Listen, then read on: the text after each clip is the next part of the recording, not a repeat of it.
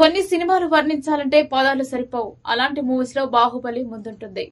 అటు box office రికార్డులతో పాటు ఇటు ప్రేక్షకుడి అనుభూతి పరంగా ఇలాంటి మూవీ నా భూతో నా భవిష్యత్ అన్నట్టుగా ఉంటుంది. ఈ మూవీ తెలుగు సినిమా స్థాయిని ప్రపంచానికి పరిచయం చేస్తుంది. ఈ మూవీ రిలీజ్ అయిన అన్ని ప్రాంతాల్లో all time biggest block buster గా నిలిచింది. అయితే ఈ హిస్టారికల్ మూవీ రీ రిలీజ్ కానున్నట్లు ఇదివరకే దర్శక ధీరుడు ఎస్ఎస్ రాజమౌళి ప్రకటించారు. ఈ మూవీ అక్టోబర్ 31న ప్రపంచవ్యాప్తంగా రిలీజ్ కు సిద్ధమైంది. అయితే బాహుబలి మూవీ 2 పార్ట్లను ఒకే పార్ట్‌గా విడుదల చేయనున్నట్లు చిత్ర యూనిట్ ఇటీవల పేర్కొంది. తాజాగా బాహుబలి ది ఎపిక్ మూవీకి సంబంధించిన టీజర్ విడుదలైంది. 1 నిమిషం 17 సెకండ్ల నిడివి ఉన్న ఈ టీజర్ ను ఆసక్తికరంగా కట్ చేశారు. ఇది వరకు చూసిన సీన్లే అయినా కొత్తగా అనుభూతిని కలిగించడం విశేషం. దీంతో రీ రిలీజ్ లోను బాహుబలి మూవీ సరికొత్త రికార్డులను క్రియేట్ చేస్తుందని ఫ్యాన్స్ భావిస్తున్నారు. ఈ ఏడాది అక్టోబర్ 31న ప్రపంచవ్యాప్తంగా మూవీ రిలీజ్ కానుంది. ఇక బాహుబలి మూవీ రన్ టైం గురించి సామాజిక మాధ్యమాల్లో పెద్ద చర్చ నడుస్తోంది.